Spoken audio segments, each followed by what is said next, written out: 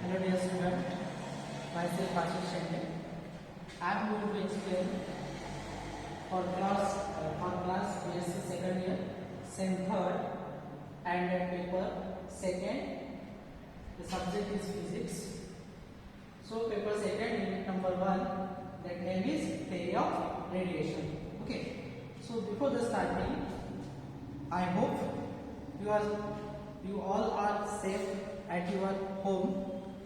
So we started from the first topic, perfectly black body. Before discussing about the perfectly black body, we discuss here about the nature of body. Okay, nature of bodies. So during the process of transmission of heat or energy from one body to another body in the form of radiation, heat, etc. So there is a depend of the nature of that bodies.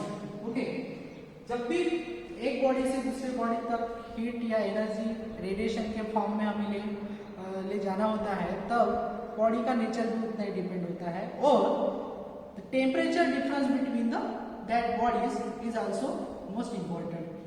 So first of all, अगर perfectly black body क्या होती है ये समझने के लिए हम एक छोटा सा यहाँ पर एग्जांपल ले लेंगे.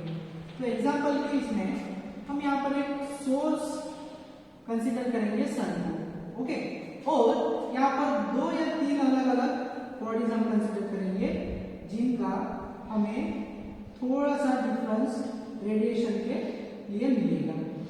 तो हमने सोर्स को कॉमन रखा है यहाँ पर सन. ओके, तो फर्स्ट बॉडी है जिसको नाम दे देंगे हम A, second body B and third body C. तीनों भी बॉडी यहाँ पर अपना रेडिएशन के प्रोसेस में अलग अलग फिनोमेना हमें शोज करेंगे. सपोज जब भी हम सन की तरफ से रेडिएशन फर्स्ट वाली बॉडी पर इंसिडेंट करेंगे जिसकी वेवलेंथ समझ लो कि λ1 है. ओके, तो ये रेडिएशन जब भी यहाँ पर इंसिडेंट होगी तो बॉडी ए इसको रिफ्लेक्ट कर देगी दूसरी डायरेक्शन में. ओके, सेम सोर्स से जब रेडिएशन बी बॉडी के ऊपर इंसिडेंट हो रहा है तो ये बॉडी जितना अमाउंट ऑफ सपोज रेडिएशन यहाँ पर इंसिडेंट हो रहा है और डिफरेंट वेवलेंथ है उतना सभी अमाउंट यानी कि total percentage of amount heat को क्या कर रही है, एब्जॉर्ब कर रही है. क्या कर रही है, एब्जॉर्ब कर रही है. At the same time when the radiation is incident on the another body that name is C, so that radiation is transmitted through that body. That means we have to conclude that when the different wavelength of radiation is incident on the different body, some bodies are reflected, some bodies are absorbed and some bodies are transmitted. So all over the discuss this phenomena, we conclude that there is the nature is also important that body, but the temperature difference between that body is also important. So what is the perfectly black body? The perfectly body is what? Such a body which is totally, that means 100% of radiation is absorbed, which is fall on that body. That body is called as perfectly black body. यानी कि एक ऐसी body suppose कोई source से किसी body के ऊपर radiation जितना अमाउंट होगा वो पूरा का पूरा यानी कि 100% ऑफ रेडिएशन क्या करेगी, एब्जॉर्ब करेगी. इस तरह की बॉडी को क्या कहते हैं हम, परफेक्टली ब्लैक बॉडी.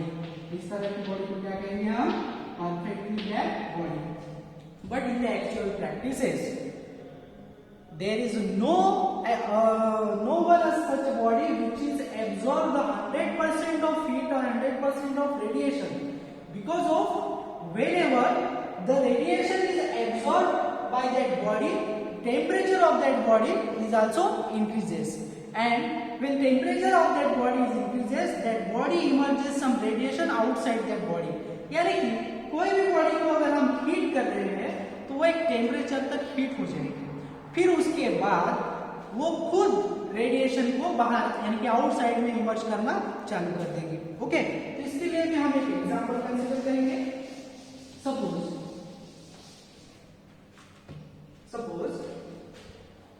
हमने यहाँ पर कोई आयरन का एक प्लेट या फिर शीट कंसिडर करेंगे और इसको हम यहाँ से हीट प्रोवाइड करेंगे। तो ये जब तक हीट एब्जॉर्ब करेगा, जब इसका टेम्परेचर ज्यादा से ज्यादा गेन नहीं हो जाएगा। जैसे ये मैक्सिमम टेम्परेचर गेन करेगा तब ये क्या करेगा, इसके आउटर सरफेस से रेडिएशन यानी हीट के फॉर्म में इसको रिलीज भी कर देगा। और जैसे हमने इसको हीट देना स्टॉप कर दिया या फिर हीट देना यहाँ से खत्म कर दिया, तो ये बॉडी कुछ समय बाद अपना जो टेम्परेचर है यानी कि अपनी जो हीट है वो आउट सरफेस से इमर्ज करना चालू कर देगी, यानी कि ये कोई स्टोर कर ले नहीं है। बट हमें इससे क्या पता चलता है कि जब हमने इसको हीट किया तब रूम टेम्परेचर और इस बॉडी का टेम्परेचर में क्या है, डिफरेंस आया। जैसे रूम टेम्परेचर और बॉडी के टेम्परेचर में डिफरेंस आया, रूम टेम्परेचर से इस बॉडी का temperature, suppose room temperature T1 है और इस बॉडी का टेम्परेचर T2 है, जब ये कंडीशन में बॉडी आई कि T2 is greater than T1, तो इस बॉडी ने क्या किया कि अपना जो एनर्जी है वो रेडिएशन के फॉर्म में इमर्ज करना शुरू कर दिया। तो यहाँ पर एक साथ दोनों की प्रोसेस हमें दिखाई देती है, absorption and emission. So what is the perfectly black body?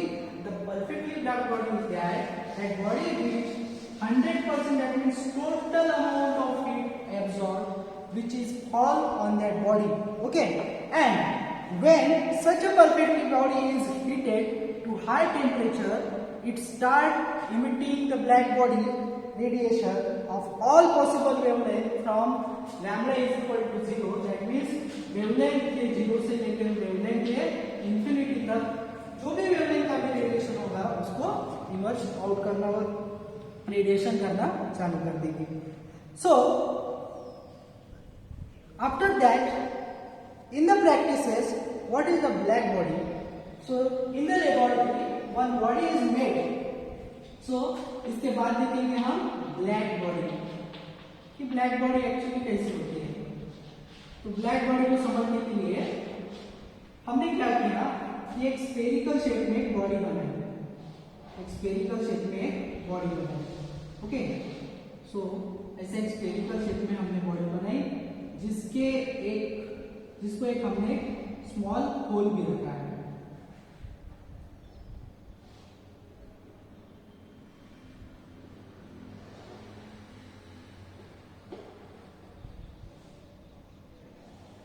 जिसको हमने एक स्मॉल होल भी रखा है। सपोज ये पॉइंट हम इसे इंडिकेट करेंगे, जिसको कह सकते हो पॉइंट ऑफ प्रोजेक्शन।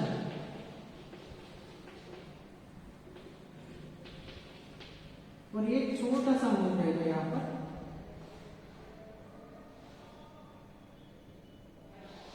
जिससे हमें हीट इंसिडेंट करना है।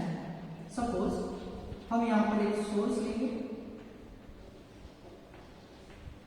सो सोर्स से हम क्या कर रहे हैं, सोर्स से इस बॉडी के अंदर में छोटे से स्मॉल एपर्चर से हम क्या कर रहे हैं, यहाँ पे छोटे से होल से लाइट यानी कि रेडिएशन इंसिडेंट कर रहे हैं। ओके, तो ये बॉडी का थोड़ा सा कंस्ट्रक्शन देख लेते हैं। एक स्फेरिकल शेप में है, इसके बिल्कुल होल के सामने वाले पार्ट में प्रोजेक्शन पॉइंट बनाया है हमने, जिससे कि रेडिएशन जाके वहां पर इंसिडेंट हो। ओके, और यहाँ से ये रिफ्लेक्शन और एब्जॉर्प्शन की प्रोसेस हमें इजीली समझ में आए। तो हमने क्या किया, सोर्स से जो भी रेडिएशन है वो स्मॉल होल से जाते हुए इस पॉइंट के पोजीशन पे हमने इंसिडेंट कर दिया। और इसका जो ये इनर सरफेस है वो हमने पूरा ब्लैक पॉलिश किया है, जिसको लैम्प ब्लैक या फिर प्लैटिनम ब्लैक भी कह सकते हैं आप। तो ये लैम्प ब्लैक है और प्लैटिनम ब्लैक करने से हमें क्या मिलेगा कि जैसे ही रेडिएशन इंसिडेंट होगा इस पॉइंट प्रोजेक्शन में यानी कि इनर साइड में, तो ये यहाँ से पहले तो रिफ्लेक्ट कर देगा इसको दूसरी डायरेक्शन में। ये सरफेस यहाँ से रिफ्लेक्ट कर देगा, ये सरफेस दूसरे डायरेक्शन में रिफ्लेक्ट कर देगा और ये यहाँ से रिफ्लेक्ट होगा। बट सभी रिफ्लेक्शन इनसाइड द बॉडी हो रहे हैं और not the outside body. That means जितना भी अमाउंट ऑफ रेडिएशन यहाँ पर इंसिडेंट हुआ उस पूरे अमाउंट को ये बॉडी क्या कर रही है, एब्जॉर्ब कर रही है। और इसका जो इनर सरफेस है वो हमने पहले से ही ब्लैक कलर के पॉलिश में क्या कर लिया है, इसको पॉलिश कर लिया है। तो इससे क्या पता चलता है कि ये जो बॉडीज है जो हमने डिस्कवर की है या फिर समझने के लिए बनाई है, ये बॉडी 99% तक का जो भी रेडिएशन है वो एब्जॉर्ब कर रही है। तो क्या कर रही है, एब्जॉर्ब कर रही है। और